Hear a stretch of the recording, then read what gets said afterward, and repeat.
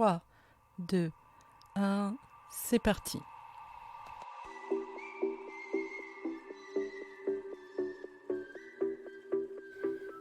Épisode 2, le mental. Celui qui parle trop.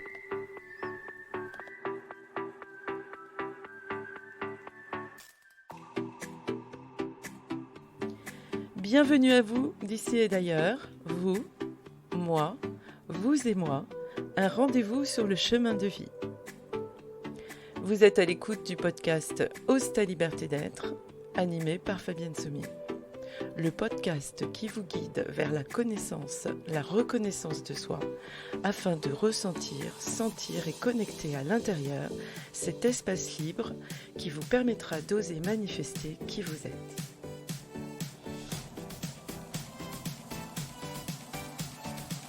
Le mental, celui qui parle trop, vous savez, celui qui occupe toute la ligne quelquefois dans notre cerveau, que j'appelle aussi la voix off, celui qui commente en permanence, qui invente. Mais avant, petit rappel, lors de l'épisode 1, je vous ai parlé de la mémothèque, le cerveau limbique. C'est par la connaissance et la reconnaissance de soi que nous allons vers la liberté d'être. Et c'est ce que je propose en présentiel et en ligne. Donc, aujourd'hui, je vais vous présenter le cerveau cognitif, qu'apparemment nous sommes la seule espèce à posséder. C'est la part de notre cerveau qui réfléchit et nous aide à mettre en relation les causes et les effets. Donc, notre cerveau cognitif, quand nous sommes centrés, ça sera dans un prochain sujet, je veux dire par là, quand rien ne vient nous bousculer, est la part qui est raisonnable, qui donne du sens, démontre, peut avoir une vision globale et est en relation calme et détendue avec notre mémothèque, le cerveau limbique, et notre cerveau reptilien, le crocodile. Je l'appelle le sage. Mais, quand nous vivons un trouble, quel qu'il soit, il devient un traducteur, un interprète, un cinéaste, et surtout celui qui occupe la ligne et qui pense beaucoup trop. Et je vais vous donner un exemple, parce que c'est souvent la première chose que j'entends dans mon cabinet.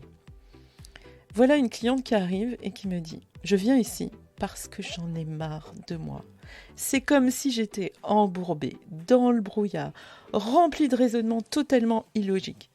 Pourtant, moi, je suis cartésienne.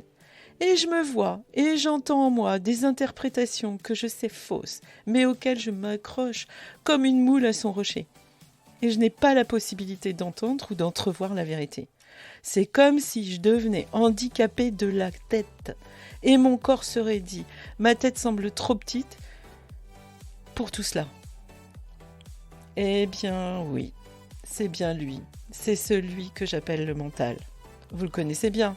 C'est cette part de vous qui occupe toute la place par des pensées quelquefois incessantes, tel un intrus incontrôlable qui empêche de dormir, de se reposer ou même encore d'être vraiment là dans le présent. En effet, quelquefois vous êtes là, mais vous pensez déjà à ce que vous allez faire demain, tout à l'heure, après-demain, dans 5 minutes. Et ce mental, il peut aller jusqu'à prendre la tête et même donner des migraines.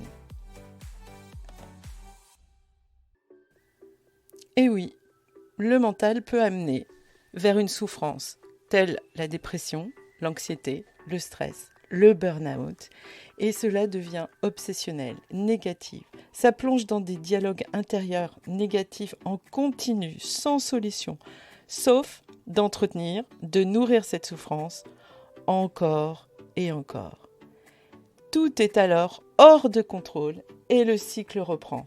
Vous connaissez la fameuse boucle à l'intérieur. Je tourne en boucle et sans solution vraiment et je ne sais pas comment m'en sortir. Alors, vous avez déjà constaté qu'à tout moment de notre vie, nous envisageons des scénarios absurdes, catastrophiques, voire même cinématographiques et carrément inutiles. Alors, après une journée correcte, normale, agréable, plutôt banale, ce phénomène peut ne pas prendre toute la place, car la priorité va à ce qui motive et qui est utile, comme un dîner, un bon ciné, des préparations de vacances. Bon, vous connaissez, ça c'est facile. Et pourtant. Par contre, si la journée que vous venez de passer a déclenché des émotions ou des sentiments ou des réflexions négatives, ces pensées négatives apparaissent et alors elles prennent tout le pouvoir. Le mental devient habituel avec ces pensées intrusives qui apparaissent de plus en plus fréquemment et auxquelles nous accordons un pouvoir qu'elles ne méritent pas. Reprendre le pouvoir, c'est possible et vous pouvez apprendre à faire taire votre mental. Car l'esprit, celui qui donne le sens, celui que j'appelle le sage, il est bel et bien là aussi, et lui aussi il est puissant.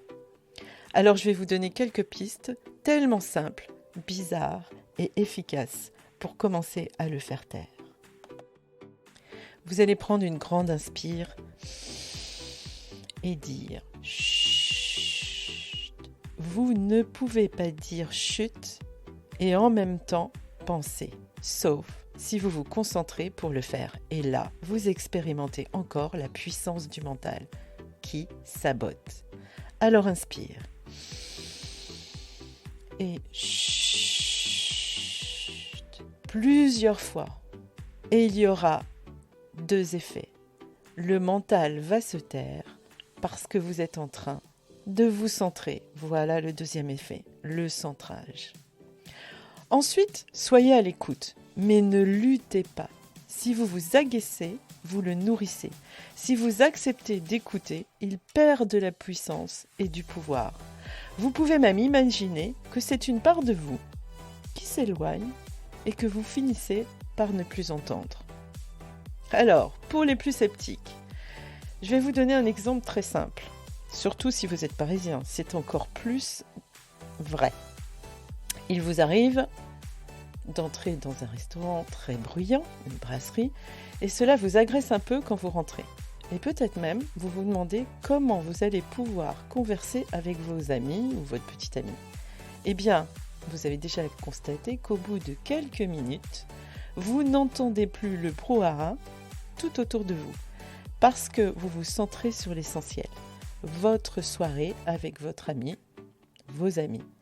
Et ça marche aussi pour le mental. Vous pouvez, avec de l'entraînement, l'éloigner jusqu'à ce qu'il se taise. Enfin presque. Je vous souhaite vraiment d'expérimenter cela. Il est évident que lorsque le mental prend toute la place, par habitude, il vous faudra de l'aide. Alors, je suis là. Voici la fin de ce podcast consacré au cerveau cognitif, mental et esprit. Dans un prochain podcast, je vous présenterai le cerveau reptilien, celui que j'appelle le crocodile, celui qui réagit, la part de vous qui veille à votre survie, mais pas que. Alors, à la semaine prochaine pour des pas de plus vers Ose ta liberté d'être.